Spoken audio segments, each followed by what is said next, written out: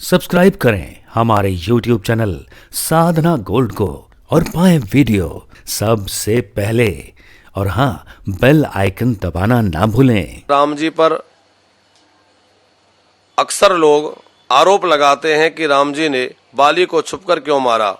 राम जी तो सामने से भी उसको मार सकते थे, फिर छुपकर क्यों मारा। देखिए, ब्रह्मा जी ऐसा है कि राम जी तो सर्वसमर्थ हैं, बाली को मारना उनके लिए क्या कठिन है।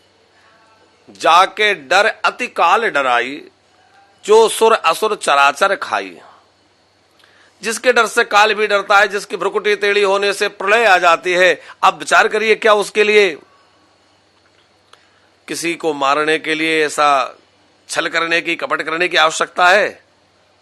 और ये कपट भी नहीं है, ये तो राम जी की उदारता है। आप कहेंगे उदारता कैसे? देखो, यदि सामने से आकर मारते हैं तो ब्रह्मा जी की बात झूठी हो जाएगी, जो ब्रह्मा जी ने वरदान दिया है कि हे बाली, तुम्हारे सामने आने वाले के बल आधा तुम्हारे अंदर आ जाएगा। तो सामने वाले का बल आधा आ जाएगा तो फिर वो कैसे मार सकेगा? क्योंकि बाली का अपना जो बल है, सामने वाले का आधा आ गया तो मिलकर के सामने वाले से अधिक हो गया। राम जी तो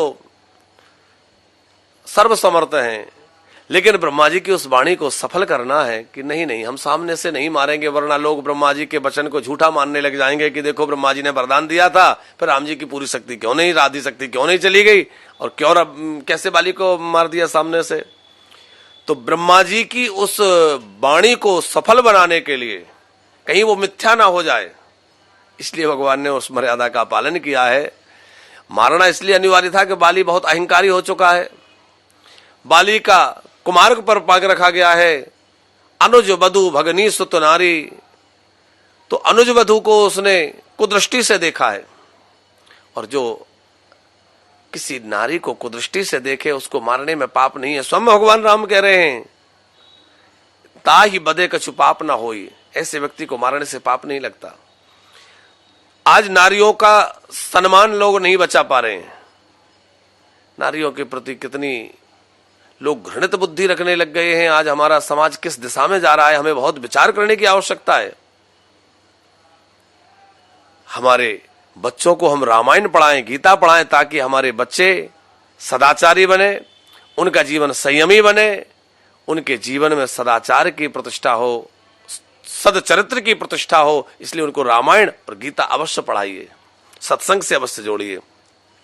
आज बच्चों में बड़ी तेज गति से सदाचार का ह्रास हो रहा है, चरित्र का पतन हो रहा है। तो वहां उनको ये समझना होगा कि किसी नारी को कुदृष्टि से देखने वाले को कितना बड़ा पाप लगता है, कितना बड़ा दोष लगता है। किसी नारी को कुदृष्टि से ना देखा जाए, क्योंकि नारी देवी का स्वरूप है।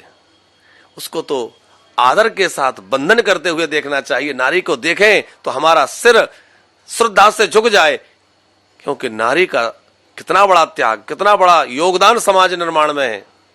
आप विचार करिए कि नारियों का योगदान ना हो तो समाज का कोई भी विकास हो सकता है, समाज आगे बढ़ सकता है, समाज की कोई परिकल्पना संभव है? बिना नारियों के समाज रह ही नहीं सकता।